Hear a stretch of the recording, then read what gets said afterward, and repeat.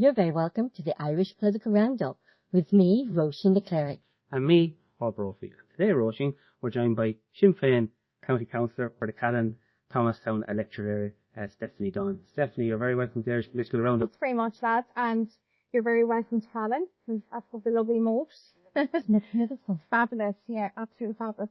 And that's what we love about getting out and about. Yeah.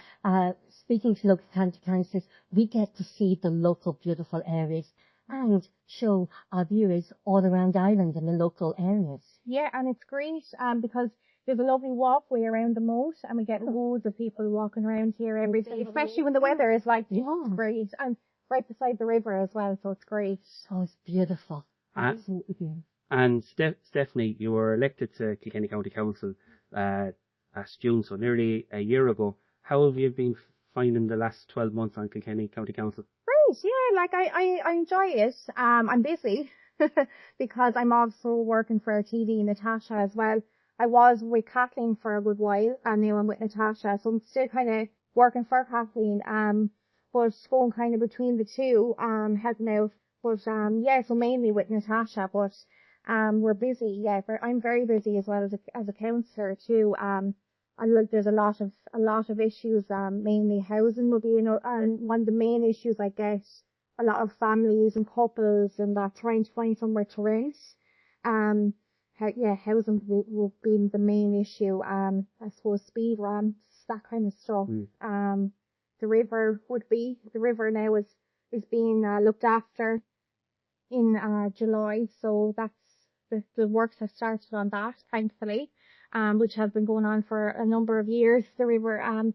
So there's a number of issues, but housing would mainly be the number one, yeah. Yeah, and we'll cover all those issues in the next little while during the course of the interview.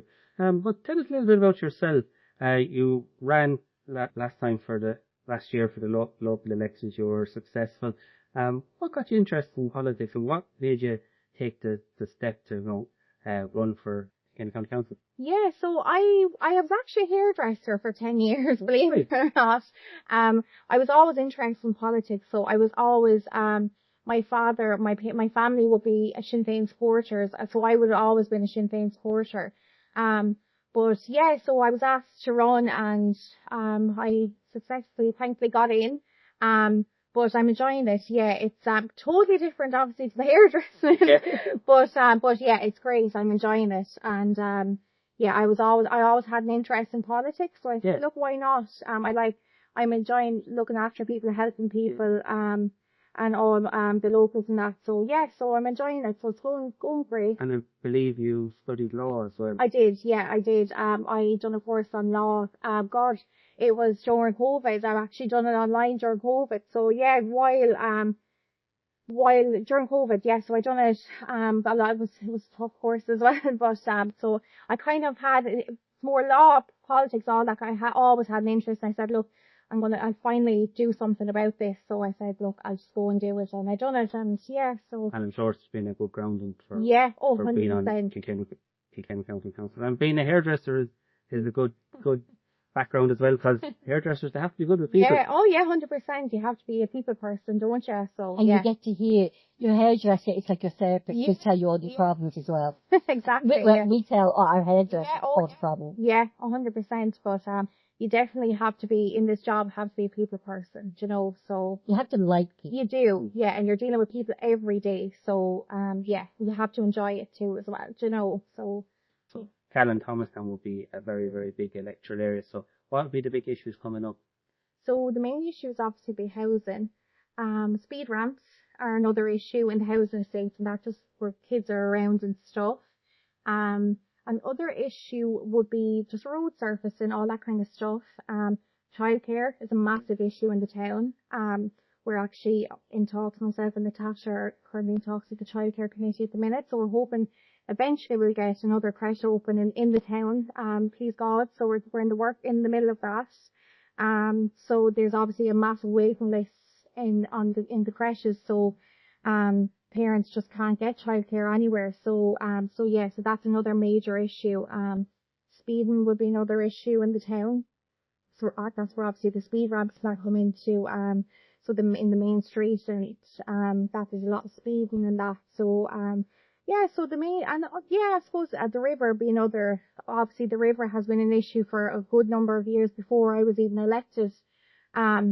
So yeah, so there's the works are after being started on that, so they're going back in July, hopefully to start to do that again. So to do more works on the river. So to clean it. Yeah, that's what you say. What specific work on the river? Is it dredging it or is it cleaning it? Cleaning it, yeah. So they're doing reports at the minute with the fisheries and that, just so it will be cleaned out, and hopefully, yeah, we'll see a big improvement in the river. So the next few months. So because I imagine in the say period of heavy rain, it will flood. Yeah. Oh yeah, and like pretty straight away. Yeah, like years ago, like obviously my dad, my parents were younger as well. There was fishing and swimming and all that in the river, and there's none of that now. So we just want it back the way it was years ago, So yeah. That's where I learned to swim in the river. Yeah. Just run into the deep. Yeah, and swinging from rope to rope. When you think about it now, Yeah. parents will go, "Oh, you couldn't." I know. That was fun. That was what childhood and childhood is all about. And just what you remember, so. Especially on like a day like today, like there'll be nowhere else you want to be. Yeah, listen, forget you just come back in again. Yeah, Yeah. Perfect. Yeah, so there's big childhood memories, especially in a rural village like Callan. Yeah. Is Callan a village or a town now? Callan's a town. Yes, yeah. So the great memories, and there's freedom, children can just go out and they're safe, and it's a real community spirit. It is, yeah. And like, I suppose to have places like this, we're blessed to have like the Moat, and then obviously we have the Abbey Meadow as well, just right over from us, and that's another nice walkway as well, just by the river. So yeah, it's great. It's great to have that in the town, somewhere to go out and go for a nice walk and bring your dog or kids or whichever, but yeah. And Callan is a small rural town. All the small local businesses are local families. Yeah. And that they create the local economy, they create the local employment, and they support each other. Tell us about that. Yeah, so I suppose, like in all rural towns now, there's a lot of businesses closing. They just can't survive, but even we lost one of another cafe there last week. It was such a lovely cafe and a lovely family, but they unfortunately had to close their doors last week. So I suppose we don't really have anywhere, for the locals to sit down and enjoy a coffee. We do have one in Brett's, in Brett's up the road there, but for anywhere else, there's nowhere to go and to have something to eat or, so it's even on Bridge Street there, it's very dead. There's nothing in there. I suppose that's another major issue, is derelict buildings and that in the town as well. Now the council have bought a good few, so they will be transformed into apartments and 1 to 4 beds and that. A number of them have been bought. So, but I suppose a lot of the derelict buildings, the Kilkenny County Council only get 11,000 to do up each house. So there's actually roughly 90 vacant buildings in Kilkenny County, that could be used for housing, but we just don't have the funding for it. So I do think the government needs to put funding aside to do up the houses so people can get housed, Yeah, exactly. In a time when there's a housing crisis, you would be thinking that every measure would be used, and it seems to be the money seems to trickle down from central government very, very slowly when, the councils are crying out, for it. Yeah, exactly. And especially a lot of money's been wasted, like the bike shed, and, there's a number of things I suppose we could name off, but yeah, so it's a big issue. There's a lot of things they need to put more money into housing people. There's a lot of people homeless at the minute, and it's awful. And we see all the count, like even ourselves, when people contact me and they're upset, it's awful because we can't do anything about it for them, and little kids and being homeless and that. And I know the Good Shepherd has a waiting list, at the minute for homes, apartments at the minute. So it's sad. It's very sad. And also from doing a bit of research there, well, I think you're the youngest councillor, Kilkenny County Council at the moment. Yeah, does that ever come into your mind when you're, representing people? Because definitely for say people your age and maybe a little bit old, housing is not one issue. A massive issue. For my age especially, I'm in my 30s, and I'm not very young, but I'm the youngest on in the chamber, I suppose, and on the council. But I think there's only one or two more that are actually in their 30s that are. So it's usually, I suppose, the retireds that would go for this kind of a job. But I think more younger people need to get involved because they hear everything, they see everything, and I think it'd be great to get more women involved in politics, and it'd be great to see more younger faces involved in politics and in the council. Yeah, because if you have a mixture of ages and men and women, you're going to get more kind of a diverse kind of opinion, and sometimes you don't always get that when you have it's primarily retired men. Yeah. And as I said, yes, you do need more younger people, but there's a lot of younger people who'll be very, very capable, but to say it's not for me. Yeah, 100%. And even like myself, I have a 5-year-old. I have a full-time job as well. You're busy, you're very busy, but it's enjoyable, So I do think, I think like trying to get younger girls involved, younger fellas involved, and the younger generation involved. It's great would be great to get younger people involved, And politics is all local.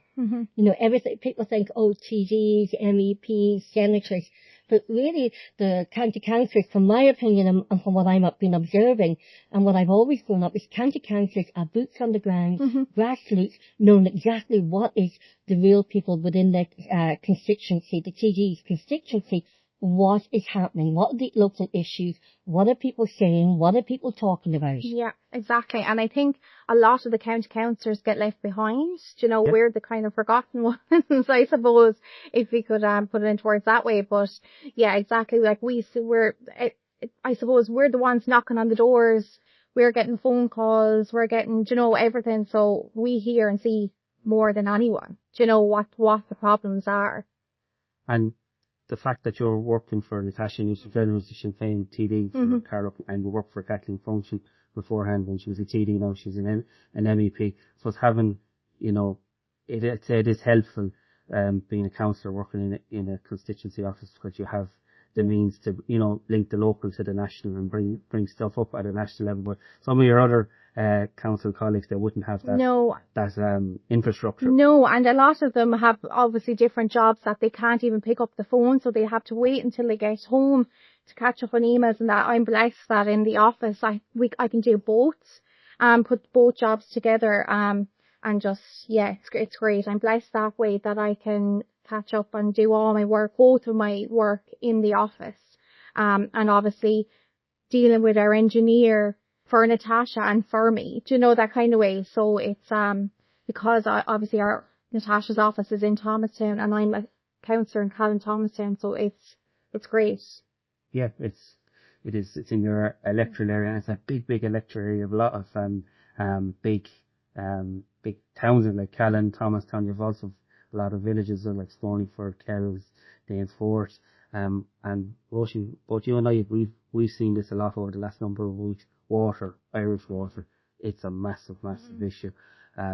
We were talking to Councillor McDoyle there the weekend, and he said the only place that you could build a scheme of maybe 10 or 20 houses is either Callan or Thomastown. In between, it's very difficult because the water infrastructure is just not up to speed. And you can't get planning permission for it. No. A 10 house development. Yeah, it is. It's all, like, we're blessed in Callan. Obviously we have houses being built at the minute. But obviously the people in those areas have to go to Kilkenny city or even to go to Callan to get a house. I think it's 2029 when Bennettsbridge are going to get their water system, sorted. Yeah. So it's crazy, and something needs to be sorted, because we need more houses. And Irish Water, I know you're only in the council a short period of time. How have you found them to deal with? Do you think it's a good idea, or do you think the whole thing should be just, ripped up and start again?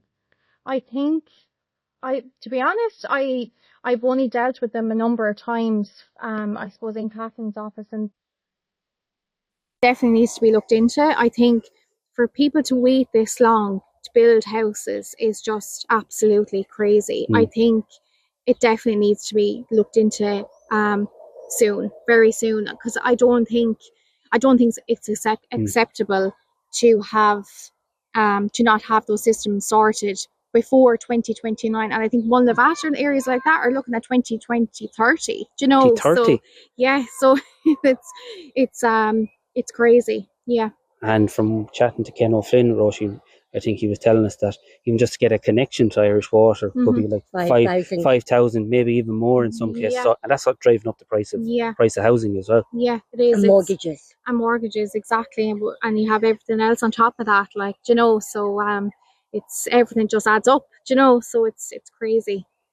And as well, we are starting to see creeping in the cost of living now. That Micheál Martin, the Taoiseach, has ruled out a cost of living package. But how are you seeing the cost of living, rises or crisis on the ground? Like I've noticed myself, butter and milk have gone up massively. Yes. Do you know? Butter. Yeah, I think it was $4 something I paid for, and Dunn's. I do my shopping in Dunn's. But so I think it was €4 or 10 or something.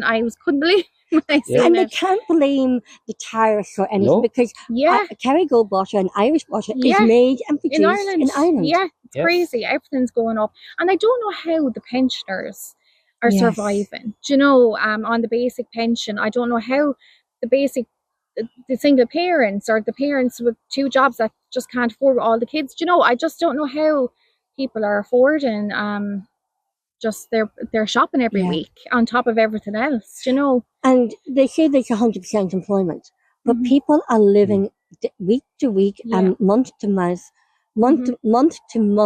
on just paychecks. It's and especially the pensioners, we do get a lot of calls like with their electricity bills, and even like their electricity bills are very high. Like electricity is crazy. It's gone up massively, and it's absolutely scandalous, to be honest. You know, and even car insurance has gone up massively, and there should be a stop to that. You know, there should be a certain cap on 100% a cap on it. It's I don't know how people are surviving, you know. Another issue is, the people are saying about childcare. And an awful lot of mothers and pet fathers are getting up at 6 o'clock in the morning. They're getting the children dressed out of bed, even on the cold winter nights, taking them to a creche. They're not getting back to see the children until 6 or half 6 sometimes. And then there's just no family life anymore because you have to have 2 jobs just to be able to survive.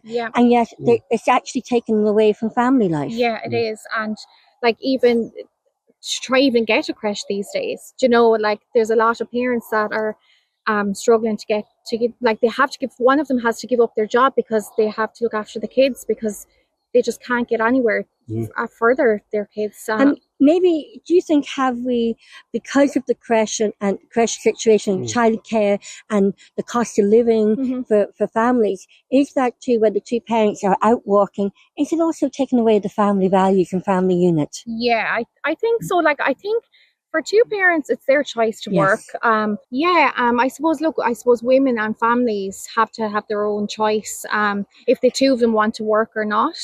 Obviously, my household, we'd both work. But I suppose depending on hours and all that kind of stuff, I think. But I suppose it's up to them if they want to work or not. They both, parents. Yeah, and it should be affordable. For do you think it should be affordable for families if they decide that maybe the mum might take a career break for a couple of years while the children are young, or then they can go back to work? Yeah, like even for a mother to have her baby and to have to go back to work after the 6 months, it's very tough. It is very tough. But some have to because they can't afford it. They can't afford to take off the extra few weeks or that, so it is. It is very sad in some ways. It is. Like I went back to work after I had my son, and at 6 weeks, and I just felt, and I was breastfeeding, and you know, it was like, oh my God, So tough. it was so tough, and then coming home, expressing the milk, making sure that because I didn't breastfeed my daughter, and I just wanted to give him the best. And then you're hormonal as well, aren't you? Do you know, you're hormonal as well. I was actually very lucky with Shay because he's 5, well, he's 6 now in August, but it was during COVID. So I didn't have to go, I think we didn't have to go back to work after 9 months, I think it was, we were closed for, do you know, so I was loving it because I got to stay home with him, do you know, but yeah, no, it's very hard on some parents, do you know. And Callan it's seen a lot of development, say, in the last 20 years, and they fought for many, many years to get the bypass, and it is becoming an issue now, the level of speed that's on that bypass, and unfortunately there has been some tragedies in the last while. I noticed this was something that you brought up at a very recent CallanThomastown Municipal District meeting. Yeah, so I suppose that road is very dangerous, the Callan bypass. Like, I suppose you can't even to bring a child walking on that road, you know, or cycling, it's so dangerous. But there is works going to be started up there soon. There's going to be extra lighting and all that kind of stuff for the workers that are coming across from the bacon factory. But it's something definitely needs to be. Now the speed will obviously be reduced as well. But it's still not enough. Do you know, something needs to be done in that area there. And would you say that's probably one of the biggest issues in Callan at the moment, between the road, the river, and housing? I would say the one-way system, I think, is a lot of people didn't want that. Do you know, but also the traffic is just crazy. Do you know, coming out from the school and that main road, obviously Kilkenny to Clonmel road is just lethal. So something needs to be done with those roads, but they are being looked into at the minute. And in Callan, you're blessed to have some very, very good schools, and you've had the merger of the boys' school and the girls' secondary school in the last number of years. That, I'm sure that has been a massive plus for Callan. You're creating, you know, that critical mass, and you have, you know, a school where local people can go and you know, have good choice of subjects as well. Yeah, and do you know what, the schools, obviously I went to St. Bridget's as well, so, and primary school, but they've always been great schools, and they're well known to be great schools. But my own son is in the primary in Callan. It's absolutely brilliant school, do you know, and even just for their activities and everything, they're absolutely brilliant. And then when I was in school, obviously the girls' school was just girls' school, the secondary, so we didn't have, the boys were across the road. But now, since it's mixed together, I think it's great to have them both mixing together, do you know? Yes, it's great. And as I said, you've been a councillor the last year. I suppose, how has it been? I suppose you kind of have to learn a lot very, very, very quickly, and there was some talk as well that, you know, that you might be considered putting your name forward to run for the general election because Kathleen Funchion got elected to Europe as an MEP. Was that ever something that crossed your mind, or, you know, are you just focusing purely on the county council? It was something it did come into my mind a few times, but I think for now I definitely going to just focus on the council. And obviously it's harder when you have younger kids and that, you know, you're constantly up and down to Dublin. It's very busy, but at the moment I'm definitely just focusing on the council, and obviously my job and that. So no, I definitely not for the next few years anyway. I'm not thinking about running. So we were chatting off air as well. You were talking about the nursing home, which is Mount Carmel, which is it's not really a nursing home. It's a care home. It's a residential care home, and it's a very, very good one at that. Yeah. That's, I think they celebrated their 40th anniversary there very recently.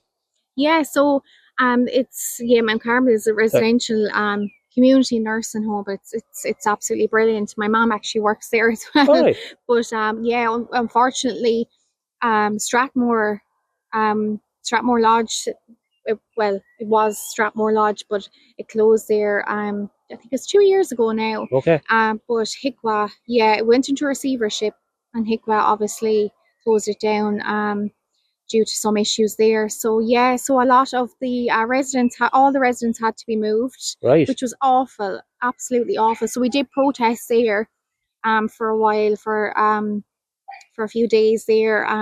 But no, so it's actually an auctioneers has it now in Cork. Okay. So there's no plans at the minute of what's happening with that. So we're hoping that'll be reopened as another nursing home, do you know? So because obviously Mount Carmel is residential. Yes. So yeah. Has there been any talks with the HSE about them taking it over? No, hasn't been absolutely nothing. So we're still trying to get a bit of information, but all we can, I suppose, find out really is just the auctioneers have it. So we're just waiting on more information to get back. So yeah, so I'm hoping that somebody will take it over and reopen it. Yeah, because having to take people out of what is essentially their home and having to move to a new home, that's very difficult on people living there and their families. So that is really, really, really tough. Yeah, and even a lot of the families in the town that had family there, a lot of them would have been older, so they'd have to get the bus in to go see them. Do you know, into Kilkenny, into Tinney Park, and even the bus doesn't stop at Tinney Park. Do you know? Yeah. So it's so it was awful. It was, and they didn't want to go. It was very sad, and very sad on the staff as well to all lose their jobs, and they loved it there. So. So and it's a community. It is, it's unfortunate. And then you have the local businesses that were probably providing services as well, be it, the fruit and the veg or all various different things, that goes as well. So like it is a massive blow to an area when you lose a facility like that. It is, it's very sad. And especially for the older generation, being in that community is security. And, that is really important for the older generation. Just like children, that they stay in the community and they're in the community. And how we as a culture and society, how are we breaking away from that community spirit, from the housing crisis to the schools, to the residential homes, and it's everybody. Even to rent a house now, you cannot even have rent. I know I have 2 children. My son bought a house recently, but he couldn't even get somewhere to rent. It's so sad. And even, like as you said, the community kind of spirit and that. Like Callan used to be a booming town years ago. Like we used to have the variety show, and and it's all the rural towns and villages just seem to be getting quieter and quieter. It's very sad to see. How can we bring that back? Is that through building more houses in the rural community, bringing the younger generations back into the rural? Because everybody wants to move back to the rural community. They go away, they might go away to university, they might go away and get a trade, but they all want to come back home. Yeah, and I think looking after our local businesses is very important, and building more houses, bringing people back into the towns and the villages. It's just we really need to look after our rural towns and villages. I think they're really suffering, at the minute. So and supporting them, and supporting local businesses so they can stay open. They can support, and they can really keep that community going. Going into your local, as you said, the cafe, going into your local fruit and veg shop, going into the post office or the local bakery or anything. That's the community where people meet. Exactly. And I think even shopping online is taken away from them a lot as well, isn't it? It is. So it's very sad to see, but I think people just need to support their local businesses more, Exactly. And go back to the 80s. I'm old enough to remember that. The guaranteed Irish. Do you think then we should go back to supporting Irish businesses and buying guaranteed Ireland and Irish, and maybe even having the green logo guaranteed Irish back on products? Exactly. I think that is very important. And I suppose it's something that we seem to forget. If you're like a local creche or community creche or local soccer club, and you're having a fundraiser, who's the first person to go to the local businesses for support? Exactly. Because if we don't support these local businesses, they're not going to be there to support the community. They're not going to survive. So and it's about it. And we tend to forget that, well, we don't forget, but I think the higher you grow up in politics and business and these all these big corporations, they tend to forget that it's the small local businesses keep the local economy going. Yeah. They need to be supported. Yeah. Well, Councillor Stephanie Doheny, it's the first time that you've been on the Irish Political Roundup, and we thank you for taking time off on this beautiful sunny evening. And thanks so much for having me, lads. It was great. Because it's really important to us that we get to speak to the local councillors, because you are boots on the ground, pardon the pun, but you are also grassroots, and we're in the beautiful grassroots, pardon the pun again, but it's really important because all politics start local. Yeah, it does, and it's very important. Sorry, I'm just thinking my no, it's great, but thanks so much for having me. So, and it was nice to have you in Callan. That's all from us from Callan, from this beautiful fort here in the town of Callan, here in County Kilkenny. So thank you, the viewers, for watching and for listening to the Irish Political Roundup. Talk to you soon. Bye bye.